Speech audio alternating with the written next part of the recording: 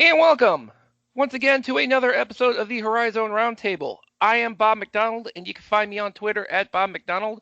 And joining me is my co-host, Matt Dudek. Hey there, everybody. How are we doing today?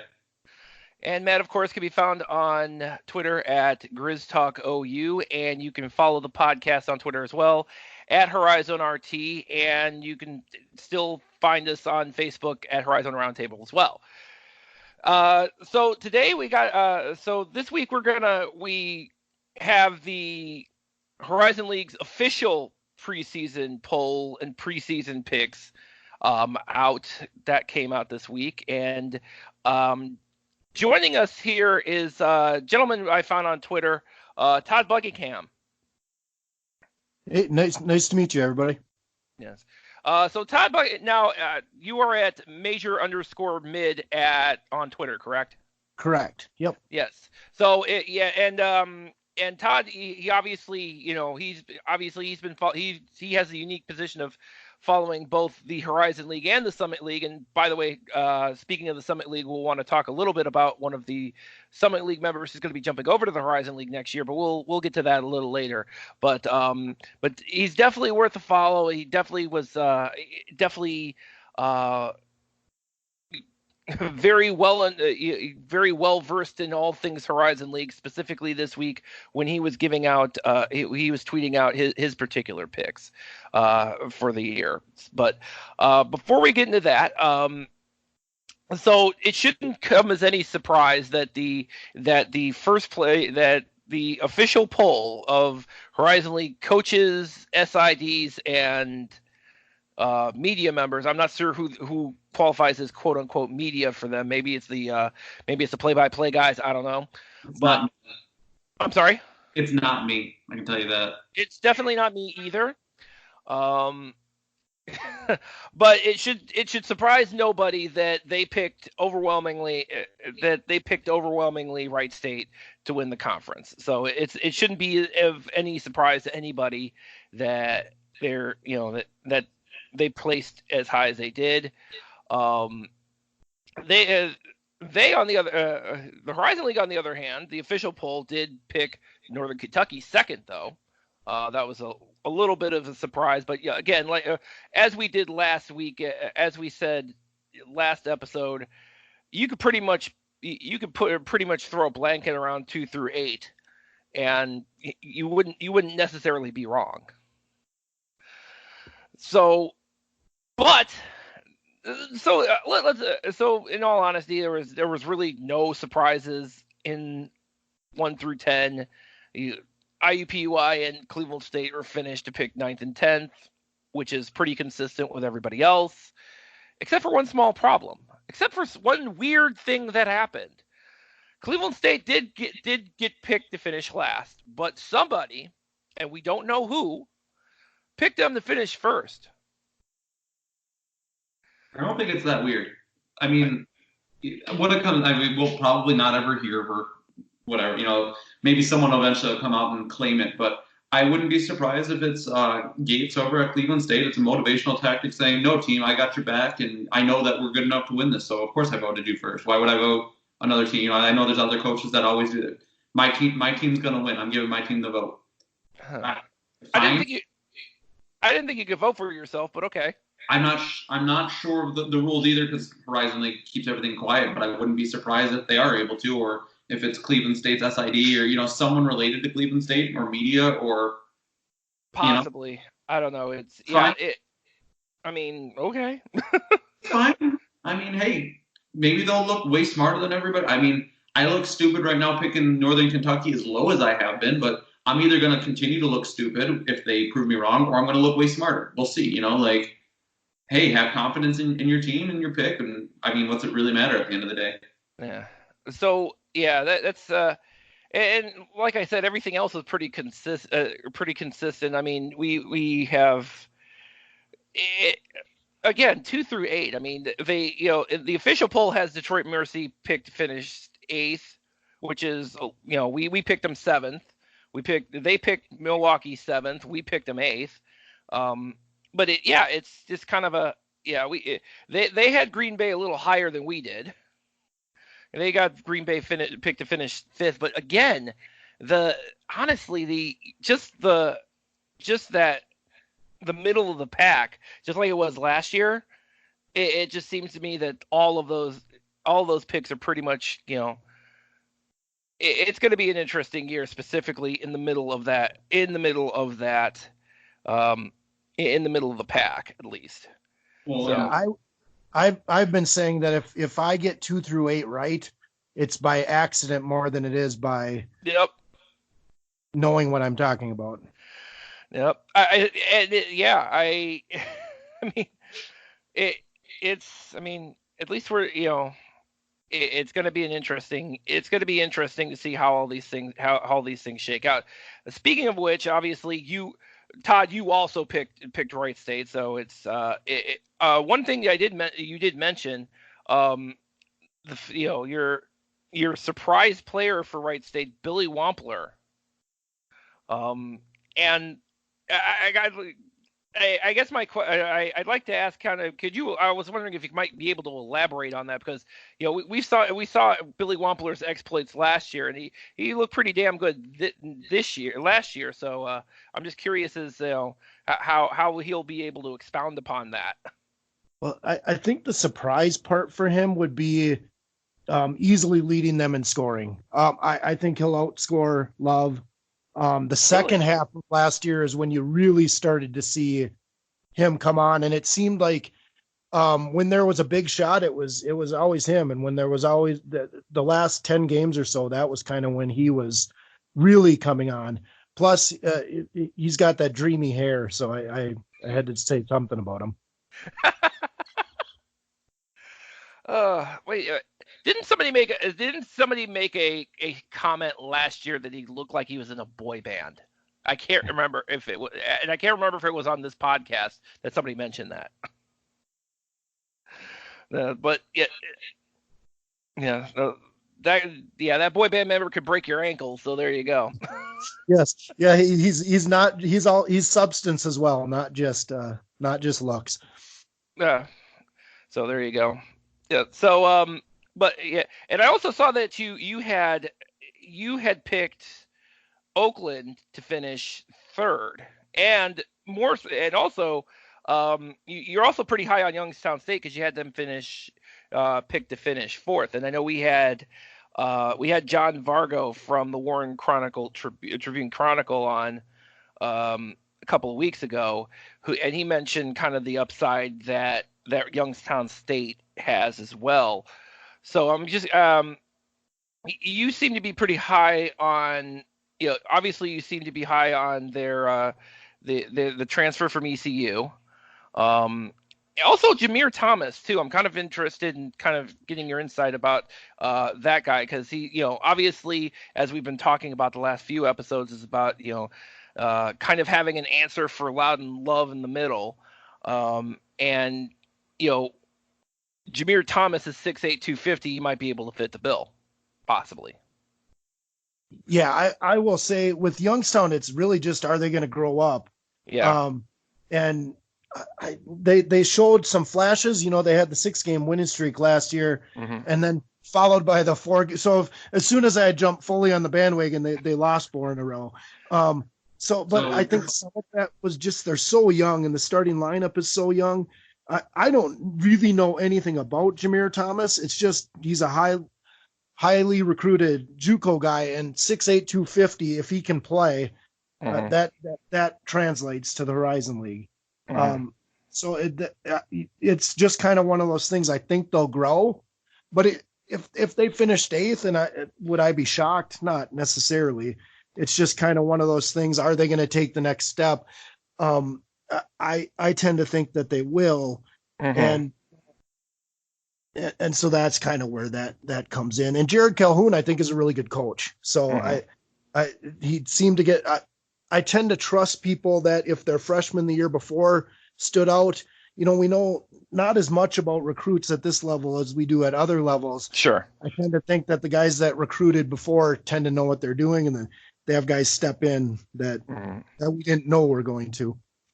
Yeah. Sure. Yeah, and I think they also I think the growing up part is going to be important for Youngstown State too, because obviously they unlike a lot of the other unlike a lot of the other teams in this conference, they're getting all their starters back. Plus they up to and including Nas Bohannon and Garrett Covington and Donnell Cathcart. So that's going to be an interesting thing. Yeah, I think for this year, I think it's going to come down for Youngstown State. I think it's going to come down to the coaching and, as you said, growing up essentially. Yeah. So, and also too, and the official. I should point out the official all conference team also came out, and again, surprising nobody. Surprising nobody. Antoine Davis is picked as Player of the Year. They actually had first team. They actually had a little bit differently than we did. We obviously had Xavier Hill-Mays, we had Tarkus Ferguson, we had Loudon Love on there, but they included Jalen Tate. I think we had him as second team instead of Darius Quisenberry, who they have on the first team. And Darius Quisenberry, again, another big component for Youngstown State as well. Matt, I'm a little disappointed they didn't have Brad Brechting on the second team. Instead, they had Marcus Otte. Well, but at the same time, I mean, that second team spot, you have a lot of players on there that you can make an argument for to be on that second team. Go ahead. Here's my issue with the way that played out, and I realize that Horizon League doesn't really, control it. It's voted on, but I'm pretty sure it was a tweet I saw from Todd that I fully agreed with. Is I don't see the Horizon League letting Antoine Davis be the Player of the Year on the 8th place team. Those don't that's not how this league works. If Wright State wins it, Loudon Love or Wampler is going to have to be the Player of the Year. That's just how this league works when it comes down to voting. Like, unless Davis breaks some ridiculous records this year, like some stuff that we don't even see coming yet for whatever, 100 points a game type stuff, like video game numbers. He's not going to win Player of the Year as a sophomore on an eighth place team. Like, that doesn't make sense to me. So already I kind of just shrug off these votes because I just don't see the league allowing that. It's not the way voting plays out here. So I mean, the Brechting thing is fine. My personal opinion, I've said it a few times on the show recently, is I think the guard play in this league is almost a wash in some ways, and it's going to come down to the bigs. And if Oakland's going to be, a top seed, it's going to be because of the play of their low people, and Brechting's going to be a second team at that point. Yeah. And I guess that would that makes sense with Brechting. And again, like I said, you can make an argument on that for that second team. You can make an argument for a lot of guys to be on that second team. We had Brad Brechting on the second team. They've got Marcus Otte, and again, Marcus Otte and Tarkus Ferguson.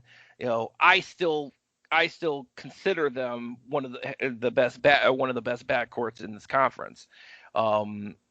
And I think that's going to be key to them. And Todd, I actually want to, speaking of Ferguson and Otte, I know you had picked UIC to finish 6th. I'm kind of curious, do you think you kind of attributed that to kind of the loss of Jordan Blount, who, if I'm not mistaken, have we confirmed that he's going to be coming back at the end of the year? Because I know Matt, I think you had mentioned a couple episodes ago that he had tweeted out, somebody had tweeted out that he was going to be back at the end of the year. I don't think it was me. I don't know I'm trying to remember, but I'm trying to remember where we heard that, but I guess it is a possibility that Jordan Blount could come back. But that said, would he be 100%? How much will you contribute? And, will it actually happen? Yeah. And the reason I had them 6th, when I would watch last year, I just wanted more toughness, and the only person that brought that was Blount. And now he's at least not going to be there some of the year. I mean, I love watching him play. He's always getting in everybody's skin, and he just, without him there, who in the world's going to bring that? And it almost feels like one of those teams that is full of talent, but for whatever reason, it just doesn't mesh into victories. And yeah, I actually think if they fall as far as I predict them, it may be McLean's last year at UIC. Yeah, I think we can all objectively agree he's fighting for his job. And incidentally, we should point out that incidentally we should point out the fact that he has a new boss now, because UIC actually picked their guy this year. Yeah, it is. Hold on a second. Yes, Michael Lippitz is the new AD, and theoretically, and crossing fingers, we're going to get him on the show. We're going to get him on the show sometime in November, so I'm looking forward to that. What's his Good question. Okay, let's hold on a second. I figure you're looking at a bio, right? I am indeed. Where's he come from? Let's figure out UIC's next coach next year if McLean doesn't. All right, so he is coming back. He spent some time both at he's been at NC State for the last 8 years. Ooh. Yeah, so he was the deputy AD over there. So his big thing was, it looks like his big thing was, running the daily operations. And a big thing, obviously, his big thing was working on those capital projects, which is interesting because UIC is pretty much built out. I mean, they got people into their arena, and they've got a beautiful baseball stadium. They've got a great arena. They just need to get people there, and it's tough in Chicago, I guess. Well, yeah, that is true. I mean, I guess that will probably be kind of the focal point, because that's they have the facilities. It's just a matter for them. It's just going to be a matter of getting butts in the seats, and that. And if you're in Chicago, obviously, if you're in Chicago, you're competing with pretty much everybody, both at the college level and the pro level. So that's going to be an interesting thing for him, and also to the fact that you have a situation where Steve McLean is in the second to last year of his contract, and now he's got to evaluate him. So, so Todd, as you mentioned, if he actually do finish in sixth place, that's probably going to be the end of Steve McLean. Or if he finishes where we picked him to finish second, maybe he gets a new lease on life. I don't know. Exactly. So I guess, and you pointed out the fact that the talent is there, but it's been kind of, especially in UIC's case, it's been an underachieving bunch. I mean, last year they didn't, last year was kind of a wash for them.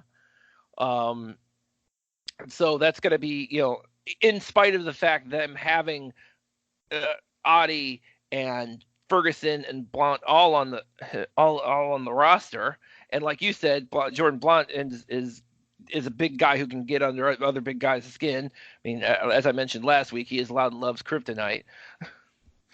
So that's going to be interesting if he does come back. But if he doesn't come back, then that raises some huge questions, not only for the rest of the team, but for Steve McLean's future in general. Right. And they're as talented as any team in the league. It's not that. It just, I don't know whether there's the leadership they need. I'm not sure what it is, but there just always seemed to be something missing last year. Mm-hmm. And that could be found this year maybe. But losing boy, my brain just lost it. Losing Blunt, there we go. Losing Blunt is I think hurts a lot, and so he kind of seemed to be the guy to kind of pull the team at different times, even though he's not the most talented player. So I wouldn't be shocked if they finish better than I picked them, but to do better than last year, I don't necessarily see it. Yeah. Well, yeah, especially when you have the kind of the middle of the pack in the Horizon League, each and every one of these teams has gotten incrementally better. Right. Have gotten better than they were last year. I don't expect it, and I know Jimmy and John Parker will probably disagree with me on that. I don't see Milwaukee finishing in last place this year. Nobody does. That's going to be Cleveland State, obviously. but you saw last year. I mean, and Milwaukee actually didn't do badly last year until the wheels fell off, and they lost 11 in a row or something like that. I mean, I think Cleveland State and Milwaukee took turns. Cleveland State and Milwaukee took turns having really large losing streaks last year, so that was an interesting. So, but when you look at Milwaukee's roster, you see a lot more improvement with them. So, does that but at the same time, are they more improved than, say, in Oakland, who has Brechting and Xavier Hill-Mays, kind of as their core guys, and Trey Maddox too, who looks like he's going to be he's poised to have a breakout year. Are they better than a Northern Kentucky team that, in spite of losing Chris Vogt and Drew McDonald, they still have Jalen Tate. They still have that core of Jalen Tate and Tyler Sharp on the team. I don't know. That's, and like you said, trying to pick some of these in the middle of the pack is just it makes you want to pull your hair out. Right. Yeah, and the funny thing is, I picked Milwaukee 7th, but if I had to go somewhere and put money on a team 2 through 8 based on the odds to win the Horizon, I'd put Milwaukee because the odds would be so good. And there is a lot of talent there. We just have no idea what it's going to look like. When I say things like that on Twitter, Milwaukee fans are like, "You don't realize how things happen here," kind of thing. But that's sort of the fun thing about not being a fan of any team. I watch a lot of games and try the best to see what I see. But you had Tejon Lucas to be able to move Darius Roy off the ball, and Harrison Barnes, who barely played, but played at USC, was a highly regarded recruit who has great size and a jumper for the Horizon League. It's very interesting, and they returned a lot of guys. Abram returned. They're an interesting team. Todd, I got a question for you. Yes. Todd, you mentioned that you're not a fan, and that's what I really like about your tweets. But can you tell us a little bit about you? I know nothing. Why Horizon League? Why Summit? Where did your vested interest in these teams come from? Interesting. Yeah. Yeah, it is kind of an interesting story. I live in Minnesota, and my 2 boys are getting a little older, and I thought I wanted to watch conferences that are close enough that we can go on trips to watch games. And so about 3 years ago, I started watching Horizon League games, and then ESPN Plus came into play, which allows you to watch just about everything. And so the Summit and the Horizon made perfect sense to basically make those trips is really the reason I started. And then it just was, like I said, with ESPN Plus, you can watch on a Thursday, you can watch 3 games. And then the other nice thing with Horizon is that there's a pretty decent following of people on Twitter, which made it a lot of fun. So that's kind of how it came to be. I don't think we can, Matt. I don't think we can argue that we are an entertaining bunch. We try to be. I mean, I know Twitter is my personal playground when I don't want to deal with real life.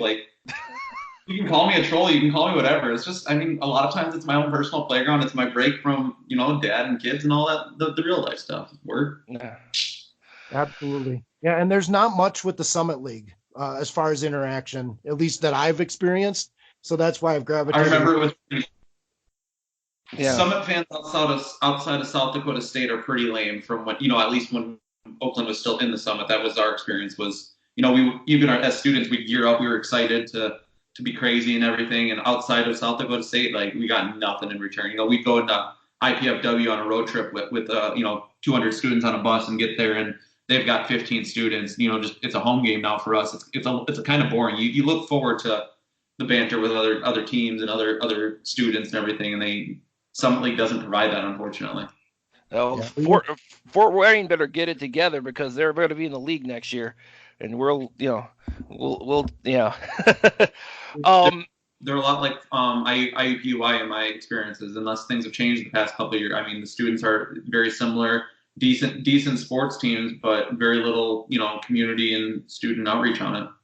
And that's interesting too, because I'm glad you mentioned your interest in the Summit League, because obviously Fort Wayne is going to be a part of the Horizon League next year, and I'm interested in when you look at I guess I would like to ask you how you think they're going to fit into this conference. Are they going to end up being like an IUPUI, which is just basically basically kind of has been an also ran the last couple of years, or are they going to do a little better, like say in Oakland when they jumped into the league? I'm interested in kind of getting your insight on that. I tend to think of them ending up more like an IUPUI. We went to the conference league the Summit Conference tournament last year, my son and I, and we sat by. You get there and there's not, other than the South Dakota State game, there's not many people there. Sure. And so we moved way down and sat by a group of about 6 or 7 Fort Wayne fans. And talk to them a little bit, but that was about the group, other than some students that were there. And that was a team with John Conchar was on the team. They had a little bit of talent. And it just, and that was sort of the South Dakota would bring people, South Dakota State. It was pretty quiet. So I tend to see them going more the way of an IUPUI. But that I shouldn't also make big, broad statements off of one tournament and one group of fans. But we do it all the time, so you're okay. Come on, we spent the first 15 minutes of the fall fan forum bagging on IUPUI. I mean, it's not like you've come to the right place. Yeah, I was trying to be more polite with my bagging on them, but yeah. Well, it's from a fan standpoint, that is kind of an issue, especially when it just seems to me that the Horizon League decided, instead of decided that the geography was way more important in the next move, I guess. And when Oakland had come over, they had been to a tournament, they had been highly competitive in the Summit League. Both IUPUI and now Fort Wayne, that has not been. Fort Wayne's never been to a tournament, never, at least in the time I've been paying attention, all that close. So I'm not sure. They tend to. Oakland had more indicators that they were going to be a highly, competitive programs are competitive programs. They seem to stay that way. So.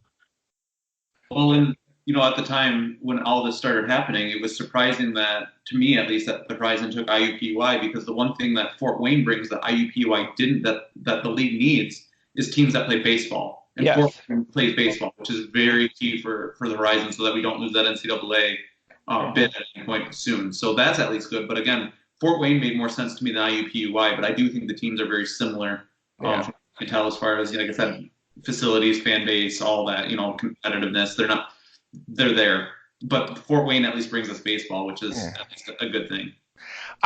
When I look at Fort Wayne compared to IUPUI, though, I see from, at least from the men's basketball standpoint, I see more upside with John Kaufman as the head coach, as opposed to Jason Gardner, the dearly departed Jason Gardner. But I see, with Fort Wayne, just looking at their and just watching a couple of games from them last year, seeing kind of a little bit more in the way of potential, whereas I'm talking about obviously performance on the court. Fan base is a whole other animal for them, and IUPUI, but man, yeah, I think that's correct, that Fort Wayne made more sense coming into the Horizon League when before IUPUI did. But what do I know? The other thing that again, on outsider perspective, what do I really know? But from my perspective, Fort Wayne seems to be making steps as an entire university to be better. They did drop the IPFW. Indiana's out, so now it's just Purdue, Fort Wayne. So they're just That's Fort correct. Wayne. Yep. They're doing things, it seems, to get better as a university. They've always seemed to have a lot of potential. They had Dane Fife as their coach. I'll tell you, he was the youngest Div 1 coach, and he was doing great things. He had great players there. And then he finally got his opportunity to go, be the assistant at Michigan State and wait for Tom Izzo to retire and take that gig. Can't blame him. But Fort Wayne seems to always be trending at least in the right direction. IUPUI seems to be happy staying there doing nothing. Yeah. Basically resting on the Ron Hunter laurels. They're out for the soup, Even though Ron Hunter hasn't been there in at least a decade. I got to tell you guys, Todd, you weren't a huge Summit fan, back in the mid 2000s, right? Newer thing for you. You guys missed the days of Campy and Hunter on the same sidelines picking up phones and pretending to call each other. Oh, just the antics between those two I was a college student at those times, and it just made basketball for me. That's probably half the reason I'm a fan, is watching IUPUI open games with Campy and Hunter. You guys missed some great stuff. Well, and from Fort Wayne's perspective, Hunter was the guy that they went to the tournament and slid on the floor, and that was him. Yeah, I thought so. From Fort Wayne and IUPUI's perspective, the Summit has really started to move towards being South Dakota based and North Dakota. So it gets harder for those teams that are a decent distance with not a lot of budget. I think the Summit League tournament for the next at least several years is going to be in South Dakota. I get why they're maybe looking for something different, and the Summit is looking at bringing in teams like St. Thomas out of Minnesota. Being a little more centrally based that way. Do you think that Western Illinois could be on the move then towards the horizon? Oh, no. But I mean, they footprint and they fit. I mean, they're no worse than Fort Wayne in a lot of ways, and they play other sport. There's a lot about schools like that fit in that footprint. As it seems, the Summit goes towards that middle Dakota region, and the horizon starts to really put its feet down in this Midwestern area here. I can see it.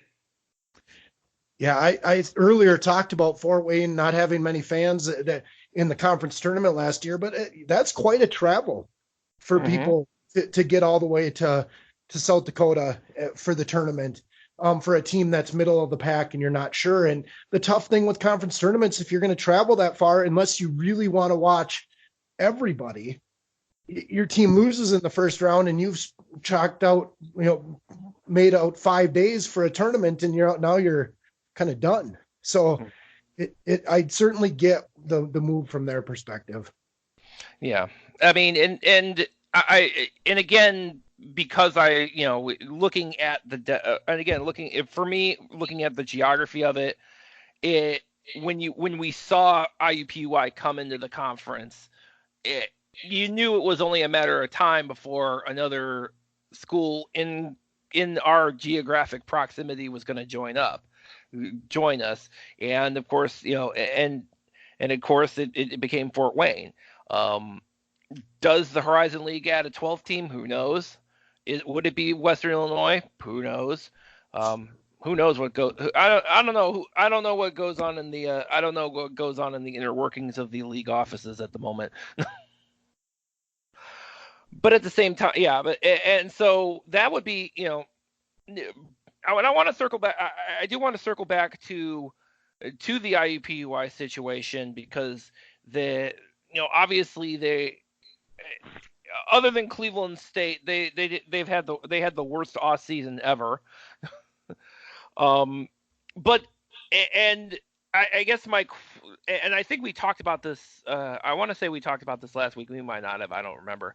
But with IUPUI obviously losing Cameron Justice as a transfer, that obviously hurt. But I guess the question that I would pose then is, because they have Marcus Burke coming in from Campbell, and I think I might have asked this question last week, but does his potential, does he have the potential to not necessarily replace Justice's performance, productivity outright, but potentially kind of soften the blow a little bit in terms of Justice's numbers? Yeah, I think so. I think him and Manette make a pretty good backcourt. Mm-hmm. I'll be real honest. Cameron Justice, I always wanted him to lift the team a little bit, and that never seemed to happen. I think he's going to do a lot better at Western Kentucky, where he can be a part than being. I mean, he's a very talented player. Don't get me wrong. Sure, but I see them finishing about the same. Whether Burke puts up the exact same numbers, that may not be the case. There may be other people. Jalen Manette may score a lot more than he did last year, that kind of thing. It may be spread out a little bit more, but I don't see them in a whole lot tougher spot myself. Yeah. Other than the coach change, that hurts. A little bit. I mean, yeah. I mean, well, it will be. I mean, let's be honest too. Gardner was going to be, coaching for his job this year because he was in the last year of his contract. So theoretically, this probably would have been. This might have been Jason Gardner's last year, no matter what. So it just happened way earlier. He thought that he needed to celebrate that upcoming doom, I guess. But that also brings another question of, what kind of coach is Byron Rim going to be at IUPUI? And obviously he's kind of the fill-in, but he does have a coaching. He obviously has a head coaching background. Do we will he kind of follow the Jason Gardner mold, or is he good?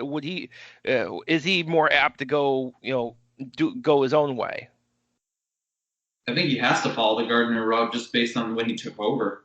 He doesn't get a chance to do anything other than navigate the ship that was handed to him.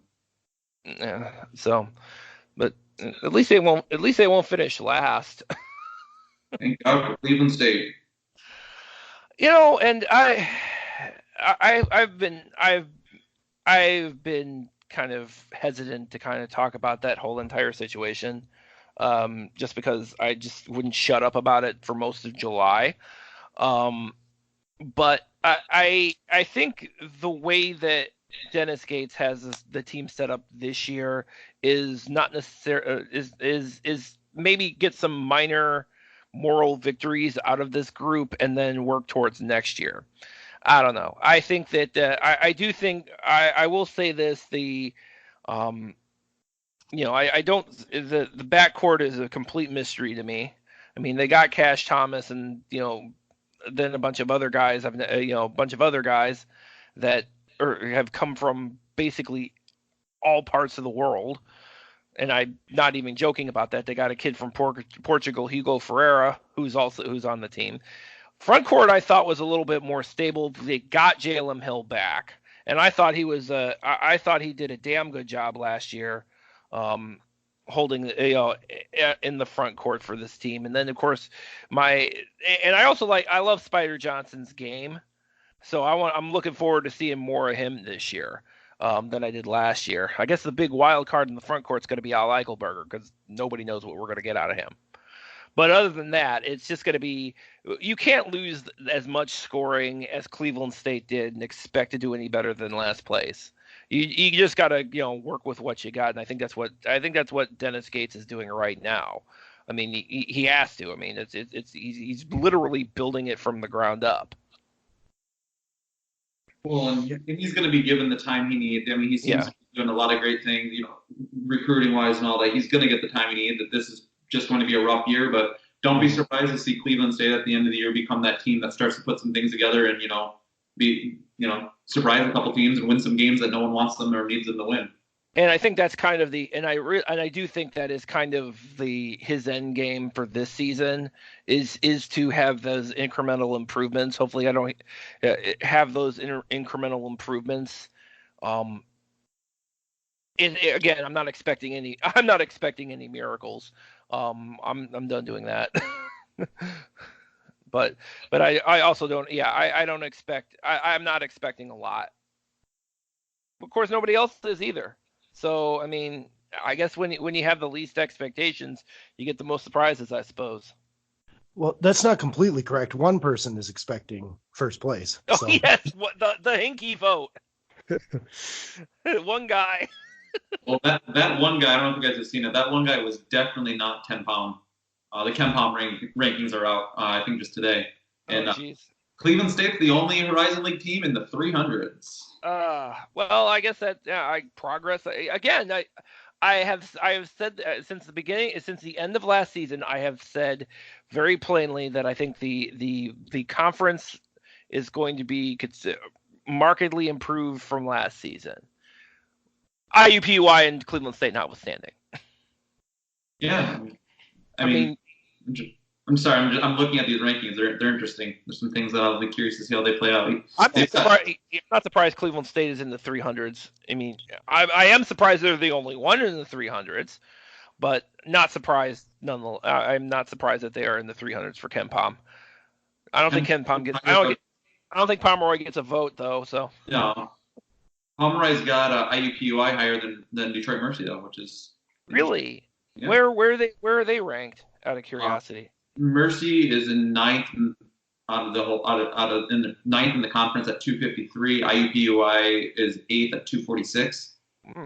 Well, that's interesting, and that's interesting that they're And remember, last year we had at least two or three teams that were in the 300s, 300s in Pomeroy during the season.